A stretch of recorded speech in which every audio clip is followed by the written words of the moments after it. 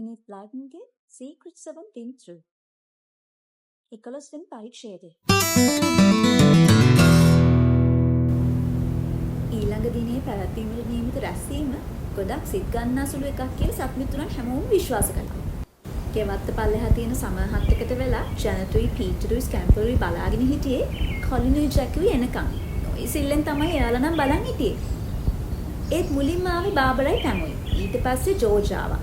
අන්තිමටම තමයි කොලිනුයි ජැකුයි සමහත් එකට ආවේ. අපි එන්න ටිකක් පරක් වුණා. ඒකට සමා වෙන්න. මොකද මම එන ගමන් කොලින්වත් හම්බෙන්න ගියා. එයාගේ කකුල උලුක් වෙලා. ඒ හින්දා හයියෙන් ඇවිදින්න අමාරුයි. ඊයේ රෑ එයා පණේපා කියලා දිව්වනේ. ඒ නිසා කකුල උලුක් වෙලා තියෙන්නේ. එහෙම නේද කොලින්? ජැක් එහෙම කියද්දි කොලින්ගේ මූණේ නම් තිබුණේ ලැජ්ජාශීලී හිනාවක්. කලින් දවසේ රෑ ඇල්බර්ට් තදින් මිරිකපු හින්දා කළු පල්ලමක් තාමත් එයාගේ කම්බුලේ තියෙනවා. ඒක කොච්චර වේදනාවක් වුණත් කොලින් නම් ඒ ගැන ආඩම්බරෙන් හිටියේ. ඒ අතර නොවිසිලිමත් ළමයි පිරිස ජැක් දිහා උනන්දුවෙන් බලලා කතා කරන්න ගත්තා. ඉතින් ඔයාලට කියන්න අපූර්ව ආරංචියක් තියෙනවද? ඉක්මනට කියන්න ජැක්. ඒ කතාව අහන්න තමයි අපි මේ විසිල්ලක් නැතුව බලාගෙන ඉන්නේ. ඒ මිනිස්සු දෙන්නා ඊයේ තැපල් කන්තුර ළඟට ආවද? ඒ මිනිස්සු මොනවද කතා කිරුවේ? ඔයාලට මොනවද ඇහුනේ? පීටර්ටත් ඉවසිල්ලක් නැති තරම්. එයා දිගින් දිගටම ප්‍රශ්න ඇහුවේ ඒ හින්දා. ඒ ජැනට් කිව්වේ නම් මෙහෙම දෙයක්. ජැක් සිතුනේ මොකද්ද කියලා මුල්ලා ඉඳලම විස්තර කරන්න. ඔයාලා කියන හැම දෙයක්ම නම් කල්පනා කරාම ලස්සන චිත්‍රයක් මවා ගන්න පුළුවන් වෙයි කියලා මට හිතෙනවා. හොඳයි ජැනට්. මම මුලින් ඉඳලම සිතුනේ මොකද්ද කියලා විස්තර කරන්නම්කෝ. ඊයේ හැන්දෑවේ 8 වෙනකොටම මමයි කොළුනුයි තපල් කන්තෝර ළඟදී හම්බුණා. හැබැයි ඒ මිනිස්සු දෙන්න ආවේ නම් රෑ 8:00ට විතර. ඒ වෙනකොට කොලින් එතන තිබුණු බංකුව ළඟ තිබ්බ චෙස්නස් ගහ ළඟ හැංගිලා හිටියේ. මම ගහ උඩ නැගලා හිටියේ. එහෙම කරපු එක ගොඩක් හොඳයි. පීටර් උනන්දුවෙන් කිව්වා. ඊට පස්සේ ජැක් ආයෙත් කතා කරන්න ගත්තා. ඊට පස්සේ තමයි අපූර්වම දේ සිද්ධ වුනේ. මිනිස්සු දෙන්න කතාව පටන් ගන්නවත් එක්කම කොලින් මහායියෙන් කිවිසුමක් කැරියා. ඒක මොන තරම් සද්දද කියනවා නම් තව ටිකකින් මමත් ගහින් පිට වැටෙනවා. දෙයනේ ඊට පස්සේ මොකද උනේ? ජැනට්ගේ දැස පුදුමෙන් මහත් වුණා. මිනිස්සු දෙන්න ඉක්මනටම බංකුවෙන් නැගිටලා ගහ පිටිපසට ගිහින් කොලින්ම අල්ලගත්තා. ඇල්බර්ට් හයියෙන් අල්ලපු පාට තමයි කොඩින්ගේ කම්බුලේ අර ලොකු පැල්ලමක් ඇති උනේ. හැමෝම විමසිල්ලෙන් කොලින්ගේ කම්බුල දිහා බැලුවා. කොලින්ට නම් ඇති උනේ ආඩම්බරයක්. ඊට පස්සේ ජැක් මෙහෙම කිව්වා. ඊට පස්සේ කොලින්ට පණේපා කියලා ගෙදර දුවන්න සිද්ධ වුණා. හැබැයි මම නම් හිටියා වගේම ගහ උඩ ඉඳලා මිනිස්සු මොනවද කතා කරන්න කියලා අහගෙන හිටියා. හැබැයි යාලා කතා කරේ හරිම හිමින්. මොනවද අහන්නේ ජැක්? ඔය වැල්වටාරම් කියලා කාලනාස්ති නොකර ඉක්මනට කියන්නකෝ. මිනිස්සුගේ කතාවේ වැදවත් කියලා හිතුණු එකම එක දෙයක් ගැන මට මතකයි. අර ලියුමේ තිබුණේ ජිම් කියන මිනිහා. ඒ මිනිහා ඇල්බර්ට් පඹයක් ගැන කිව්වා. ඒ පඹයා ඉන්න තැන ඇල්බර්ට් දන්නවා කියලා ජිම් කියනවා මට ඇහුණා. ඊට පස්සේ ඒ දෙන්න යන්න ගියා.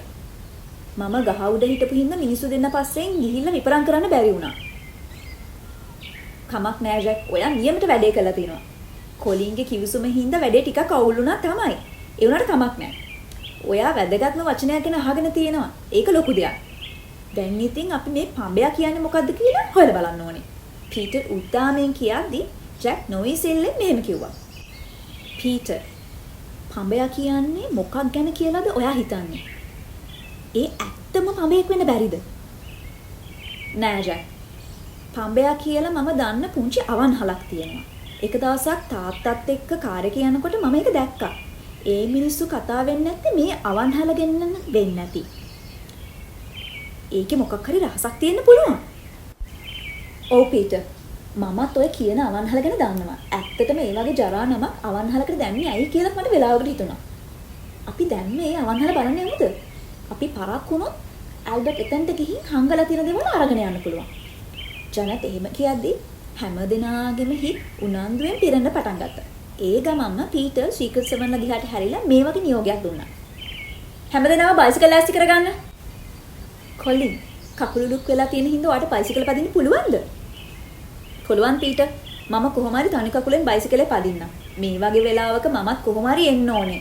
එහෙම නැතුව වැඩක් නැහැ. හරි. එහෙනම් හැමෝම පරණ ධාන්‍ය ගබඩාව ළඟ තියෙන හරස් පාර ළඟදී හම්බෙමු. අපි ඔක්කොම මේ ගමනේ යන්න ඕනේ කියන එක නම් අමතක කරන්න එපා. කොහොම වුණත් අපි දැන් මොකක් හරි අභිරහසක් ළඟටම ඇවිත් කියලා මට හොන්තටම විශ්වාසයි. පීටර් එහෙම කියද්දී ශ්‍රීකත් සමනල කට්ටිය ඒගොල්ලන්ගේ ගෙවල් කරා ගියේ ඒගොල්ලන්ගේ බයිසිකල් අරගෙන එන්න. ඒ ජෝර්ජාවේ බයිසිකලෙන් නිසා එයා එතනම නතර වුණා. ඒ අතර ජානටුයි පීටරුයි ඒගොල්ලන්ගේ බයිසිකල් දෙක ගරාජ් එකෙන් ගත්තා. මේ හැම දෙයකටම පස්සේ ඒගොල්ලන් තුන්දෙනාම බයිසිකල් වලින් නැගලා ධාන්‍ය ගබඩාව ළඟ තියෙන හරස් පාරට ගියා. ස්කැම්පරුත් ඒගොල්ලන් එක්ක දුවගෙන ආවා. සීක්‍රට් සෙවන්ලා කිසියම් අභිරහසක් පසුපස හඹා යන බවට ස්කැම්පරුත් ඉවෙන් වගේ වටහා ගත්තා. ටික වෙලාවක් යද්දී ළමුන් එක්කෙනා දෙන්න හරස් පාර ළඟට ආවා. කොලිනුත් තනි කකුලෙන් බයිසිකලේ පැදගෙන ආවා. අන්තිමට මාමි ජැක්. එයාගේ මූණේ කෝපයෙන් පිරලා තිබ්බා. ජැක් දිහා හොඳට බලපු ජන මෙහෙම ඇහුවා. "අය ජැක් තරහා ගිහින් වගේ? ගෙදරින් ඔයාට මොන හරි කීවද?" "නෑ මේ සුසි හරිම කරදරයක්. එයා කියනවා අද උදේ ජෙෆ් එක්ක අපේ ගල් ගුහාව බලන්න යනවලු." "ඒ විතරක් නෙමෙයි. එයාලගේ රැස්වීම තියන්නේ අපේ ගල් ගුහාවත් ගන්නවලු. සුසිට එහෙම දෙයක් කරන්න ඉඩ දෙන්න පුළුවන්ද?" ඊට පස්සේ පීටර් මෙහෙම කිව්වා. "කමක් නෑ ජැක්.